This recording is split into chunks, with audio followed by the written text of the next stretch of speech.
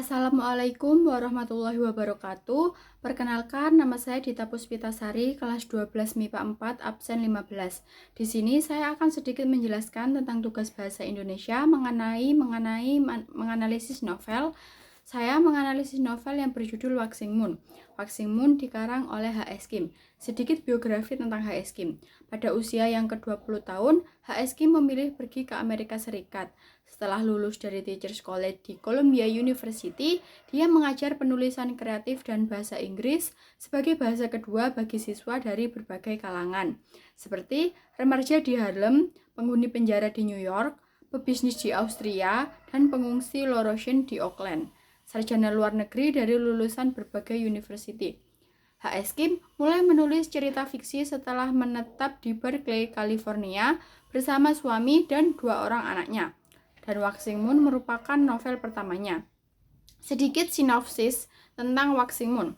Waxing Moon menceritakan sebuah kisah berlatar kehidupan feodal di Korea pada abad ke-19, menggulirkan kisah kehidupan rumah tangga kaya tuan tanah yaitu Tuan O, di mana para istri dan para pembantu saling berkompetisi untuk mendapatkan pengaruh kekuasaan yang lebih besar. Bermula pada malam di mana Mistress Kim atau istri pertama Tuan O meregang nyawa saat melahirkan, di mana di malam yang sama juga Mistress Y atau istri kedua Tuan O menyuruh pelayan pribadinya yang cantik bernama Mirae untuk membuat sebuah boneka dari kain katun. Lalu Mistress Y menusuk boneka itu dengan jarum di antara kedua kakinya dan menyuruh Mirae mengubur boneka itu di pekarangan musuhnya. Putri dari Mistress Kim dititipkan pada seorang petani untuk menjadi ibu susunya, karena Mistress Y tidak sudi merawat anak itu. Tak berselang lama dari kematian Mistress Kim, setelahnya Mistress Y pun hamil. Namun tak seperti dugaan, bayi Mistress Y lahir tidak normal dan dia cacat, kepalanya pun besar. Dokter mengatakan bayi itu tidak akan bertumbuh normal dan terlambat dalam belajar. Pada suatu malam, Mirae ingin menunjukkan kepada Mistress Y tempat di mana dulu ia mengubur boneka suruhannya di kediaman Mistress Kim. Namun, hal tersebut malah dipergoki oleh Tuan O. Mistress Y malah memutarbalikkan fakta dan membalik menuduh Mirae yang membunuh Mistress Kim. Hal tersebut membuat Mirae dipecat dan diusir dari kediaman Tuan O. Seiring berjalannya waktu, banyak masalah berdatangan dan menurunnya kesehatan Mistress Y yang membuat dirinya stroke dan sulit untuk berbicara. Suatu hari, Tuan O datang pada sebuah pertemuan antara tuan tanah. Di acara itu, banyak terdapat Ki Saeng dan salah satunya merupakan Mirae. Ki Saeng adalah seorang wanita yang berprofesi sebagai wanita penghibur di Korea pada zaman dinasti Goryeo dan Joseon. Ki Saeng bekerja untuk menghibur raja dan bangsawan. Selanjutnya, Tuan O bertemu kembali dengan Mirae dan jatuh cinta dengannya. Kecantikan Mirae tidak pernah berubah dari dulu hingga sekarang.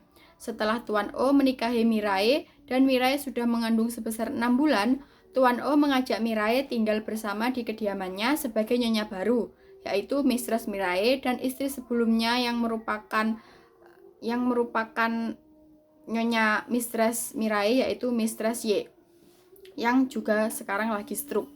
Nilai-nilai yang dapat kita ambil dari novel tersebut, yang pertama yaitu nilai agama, terdapat pada kejadian di mana Mistress Y bersembah sujud sebanyak 108 kali dan berdoa di kuil agar mendapatkan putra yang sehat. Selanjutnya nilai estetika, terdapat pada kejadian di mana Nyonya Wang semakin dekat dengan lahan Tuan O yang luas dengan hutan kecil pepohonan raksasanya, dan ia mendengarkan musik nyanyian akapela serangga-serangga musim panas yang keras dan monoton. Nilai moral tampak pada dialog Mistress Y di mana dia mengatakan, "Turunkan aku, dasar pemalas." Selanjutnya, "Dasar orang melarat tidak berguna." Hal tersebut menunjukkan sikap tubuh yang arogan, mudah marah, dan gampang merendahkan. Selanjutnya, nilai budaya terdapat pada kejadian di mana pada hari yang sama di kediaman Tuan O, bahkan sebelum perayaan peringatan tahunan bagi para leluhur yang biasanya dilaksanakan tepat setelah fajar. Nilai sosial tampak ketika Nyonya Wang merasa sedih. Ia telah melakukan kesalahan, pikirnya. Namun saat ini ia duduk di ruangan itu bersama wanita yang sudah meninggal. Ia merasa sangat menyesal, tak ada lagi yang bisa ia perbuat, batinnya pada diri sendiri. Lalu, amanat yang dapat kita peroleh dari novel Waxing Moon ini adalah barang siapa yang menabur angin, dialah yang akan menuai badai. Jangan takut mengutarakan sesuatu yang benar. Selalu menolong orang lain akan mendapatkan berkat yang tak terduga. Kebaikan akan dibalas dengan kebaikan, begitu pula dengan kejahatan yang akan dibalas dengan kejahatan. Sekian yang dapat saya sampaikan, kurang lebihnya saya mohon maaf yang sebesar-besarnya. Wabillahi taufiq wal hidayah. Wassalamualaikum warahmatullahi wabarakatuh.